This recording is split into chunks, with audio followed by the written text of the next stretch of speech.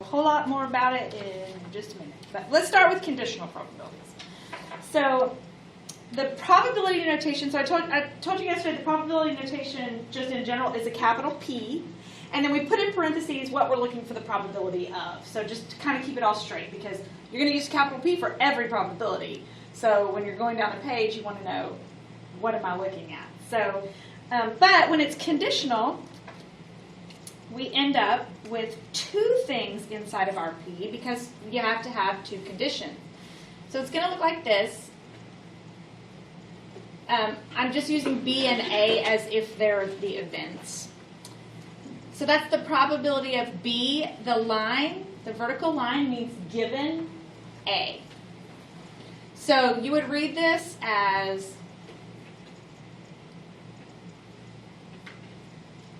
the probability of event B occurring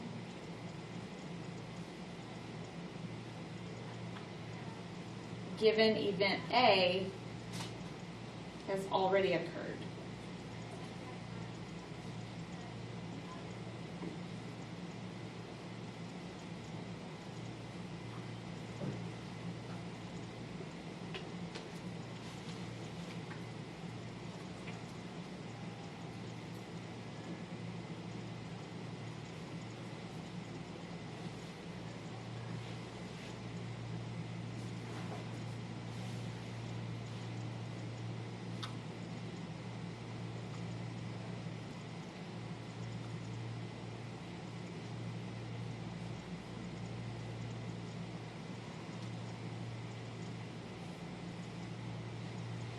Okay, if you'll remember that the line means given, and the given thing follows the line, because it kind of seems a little bit backwards, because you would think that the first event would go first, but it doesn't. It comes after the line. So what's coming after the line is what happened first, and then the thing in front of the line is what you're looking for. So here are the two steps to calculate conditional probabilities.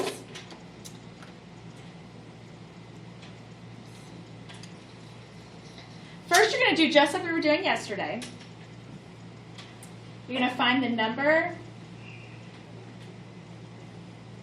of outcomes in the event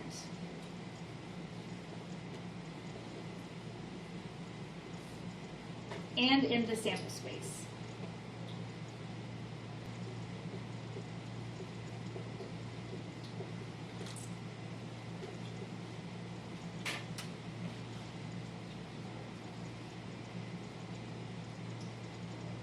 All right, and then this next step,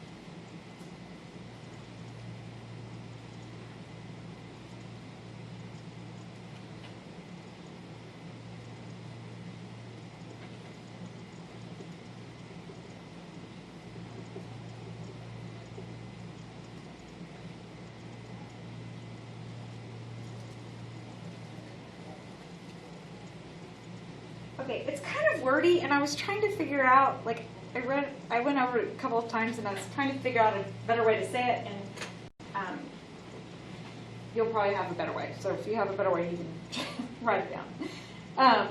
But what you're going to do is just like we did before. You're going to figure out what is your event. You're going to figure out how many possible outcomes you have in your sample space.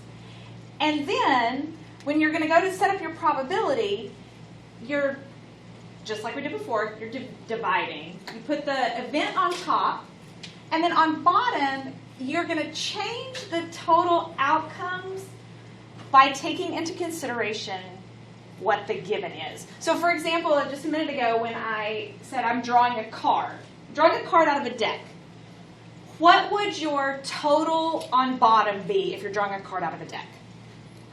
Just any card. 52, right? Before I even give you the event, I haven't even told you what kind of card we want to draw. But before I even tell you that, you know it's out of 52. But if I tell you, given that the card I draw is red, your total on bottom instantly changes from 52 to 26. Because only 26 of the cards are red. So your given changes what number is going on bottom. So that's what we mean by considering you divide it by the total number of outcomes remaining in the sample space after you take into account what your given is. So it'll all make a whole lot more sense when we do a couple of examples. Before we actually go through the examples, these are card examples. So we're going to go real quick and write down all of the things you need to know about a deck of cards. Just in case you're not a big card player and you want to have it all right at your fingertips. How many cards are in a deck? All right, what are the 4 different suits? Clubs, spades, diamonds, hearts. Clubs, spades, diamonds, hearts.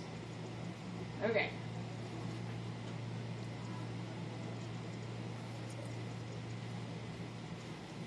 Face cards. What are the face cards? Jack, king, queen, and ace. Jack, king,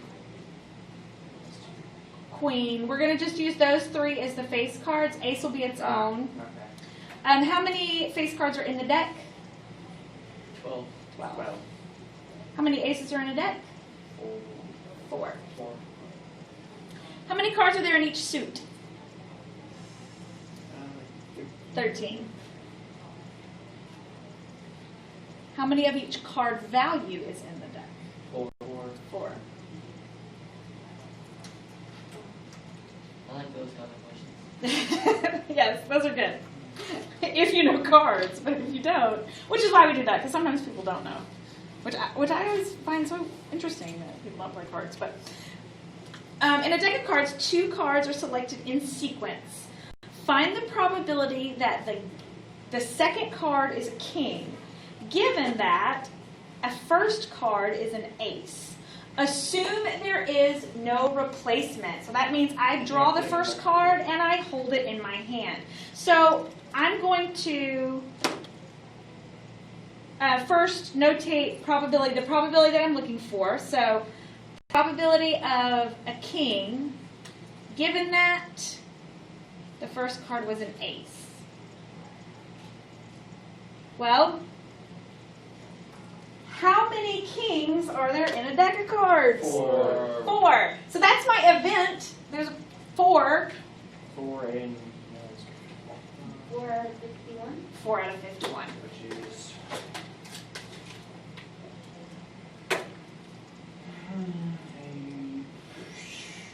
7.8. Let's go 0.0784, you said? Yeah. 0.0784. Okay. Is everybody good? All right.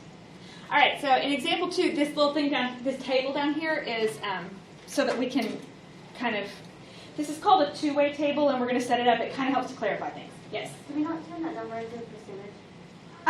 Yeah, I'm glad you asked that. You can, but you don't have to. Okay. So probabilities can be written as a fraction, as a decimal, or as a percent. Oh. So whatever.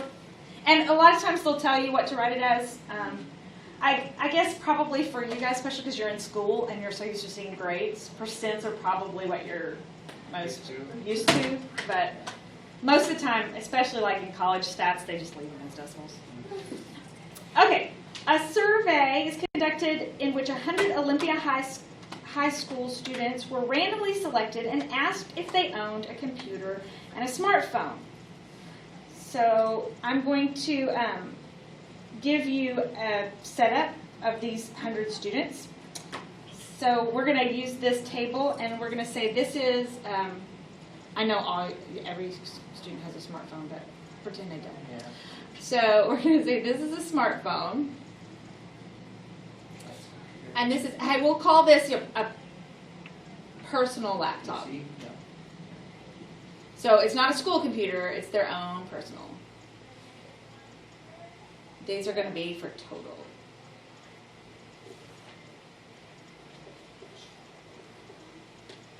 And then on this side, we'll do the ones that have. And then we do smartphone and laptop again. Wait, no. Hold on. None. Yeah, All. I should have done. No, I should have done. Wait, I just did that None. backwards. Smartphone. Personal laptop. Yeah, yes, but I'm thinking we should have put them next to each other. It just makes more sense. I mean, you could do it the other way, but I don't want to confuse myself. All right. I don't want to confuse myself. No, it will be confusing. So this is no computer. Sorry, no smartphone. No smartphone.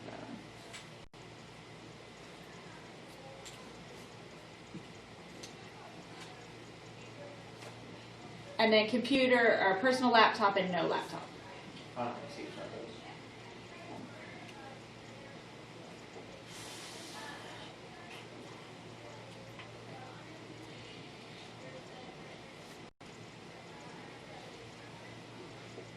Total. Yeah, I got extra lines on here. Savvy. All right, so total, we know we had 100 total kids all together. So this has to total to 100 and this has to total to 100.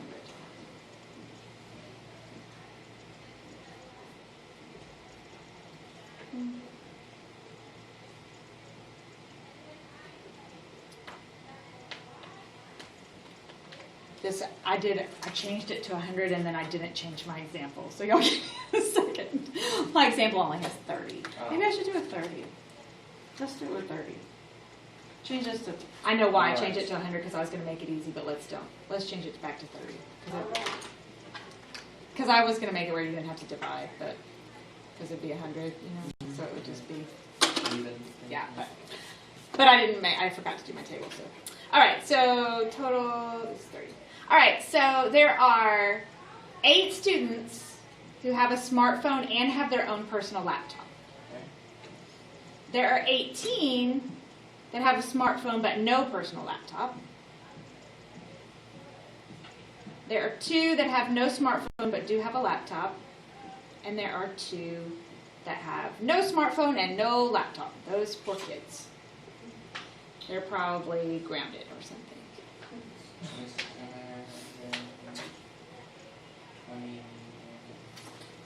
Okay, this is called a two-way table. Now, I'll tell you in just a minute when we do delta math, and for real, most of the time, they don't put the total column on there.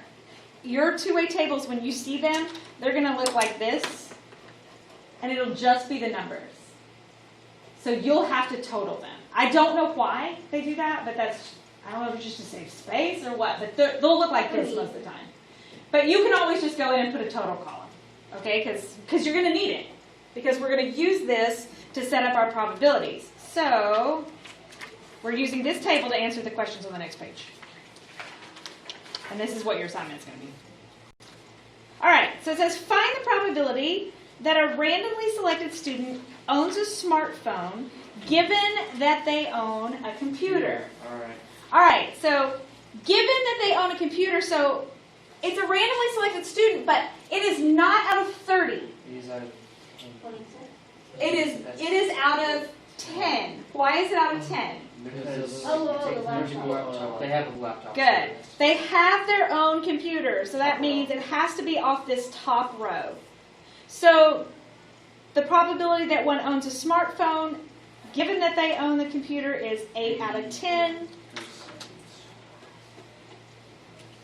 which simplifies. If you're going to leave them as fractions, which you can, you do have to simplify. 4/5, which, oh, that makes it easy. That's 0.8. You could write it any of those ways. You could write it 4/5, you could write it 0.8, or you could write it as 80%. With probabilities, all of those are correct. Doesn't matter to me which one you do. All right, find the probability that a randomly selected student owns a computer, given that they own a smartphone. 8 and 26. Good. So 13 inches.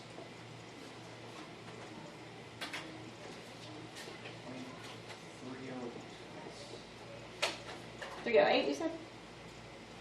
0.308. It's 0.3076. Yeah, so that's fine. 0.308 is good. Which, if you wanted to write that as a percent, you could write it as 30.8%. You could write it as 31%. All right, so before we go any further, let me show you notation-wise. Let's say A is own a computer, and B is own a smartphone. Then the probability notation for this first one is going to be the probability that they own a smartphone given that they own a computer is 0.8%. For example 2, the probability that they own a computer given that they own a smartphone.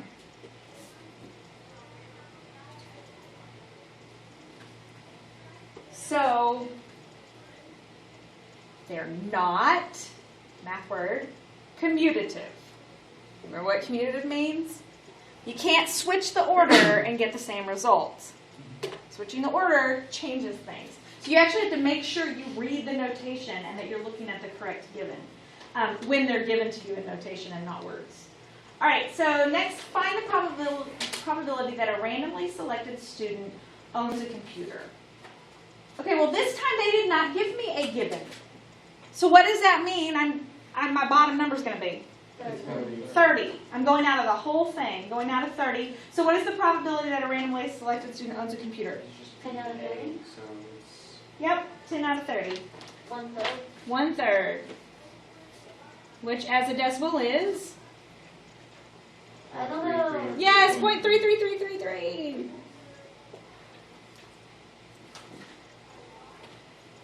All right, so for this one, if I was going to write the probability notation, I don't have a given. So it would just be the probability of, I could say C equals, oh no, it's probability of A, I already said computer. So I could just say probability of A is 0.33333. It had no given, so I don't need a line. All right, is everybody okay with conditional probability? Yes. Okay, so now in Delta Math, you have 10 problems to do, and they're conditional probability, and they're all with two-way tables. They don't have a total column, though. I'm pretty sure they don't have a total column. okay. So this is if you want to use a marker and write on the desk, that's what I usually do. They're over there. You are welcome to do that.